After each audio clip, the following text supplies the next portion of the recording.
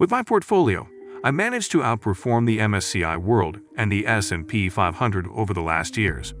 In this video, I will show you guys all the stocks I am currently holding as well as analyze my recent buys and sells. My strategy: I buy and hold stocks with high-quality business models that are growing top and bottom line, either through growth in their underlying market segments or with unique concepts that generate competitive moats. Valuation is critical in my screening process, as I prefer to buy stocks at reasonable and justified prices. After initiating a position, I preferably hold it forever, even through phases of moderate overvaluation. Should valuations completely detach from any fundamentals, I trim positions to let my winners ride. For example, I recently trimmed 30% of my Palantir position after the explosion in stock price. Choosing and finding high-quality companies with reasonable valuation is already hard, but finding a re-entry after completely selling these companies, just because of valuation concerns, tends to be even harder. I had to learn this the hard way when I completely sold my Nvidia position 10 months ago. I nevertheless exit positions completely when fundamentals change significantly, growth stalls, and is not re-accelerating soon, as well as if I lack the imagination for further significant upside. My portfolio. I'm currently holding the following positions in my portfolio. Here are top holdings of my portfolio.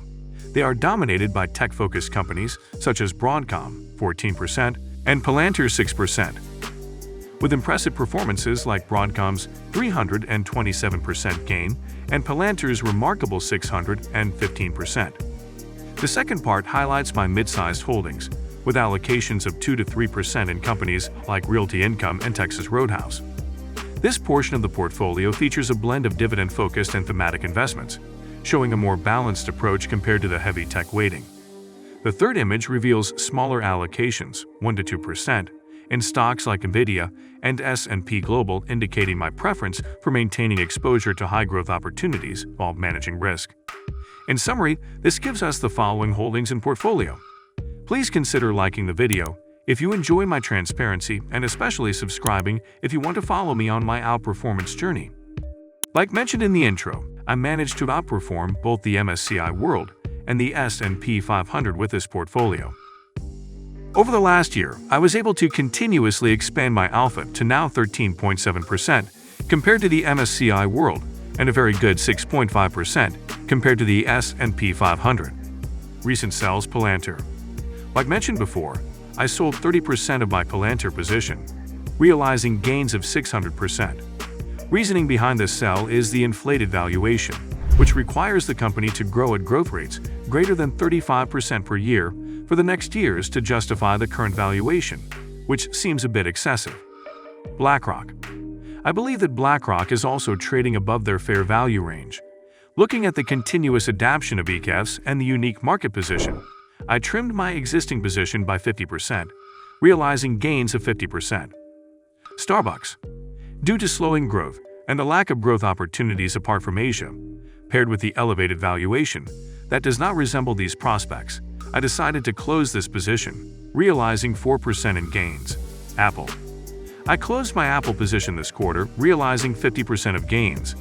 My reasoning behind this move is the current lack of innovation, the flat revenue growth, as well as the elevated valuation right now.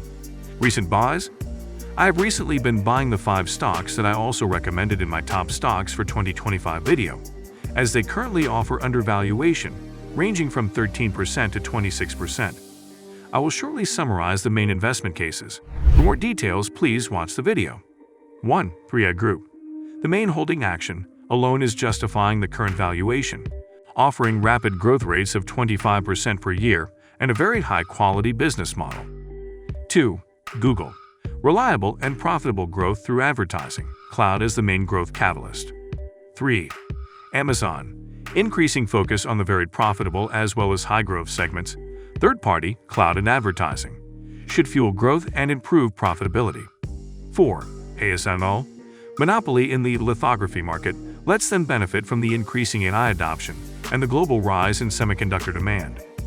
5. LVMH. The company has been trading down the last 12 months and is looking inexpensive considering the growing luxury goods market as well as a potential normalization in the Chinese market. Plans for 2025 in summary.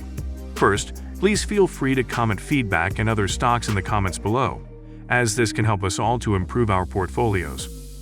As I am currently holding 27 positions, I want to consolidate my portfolio in 25 to 20 positions, only focusing on my high-conviction, high-quality holdings.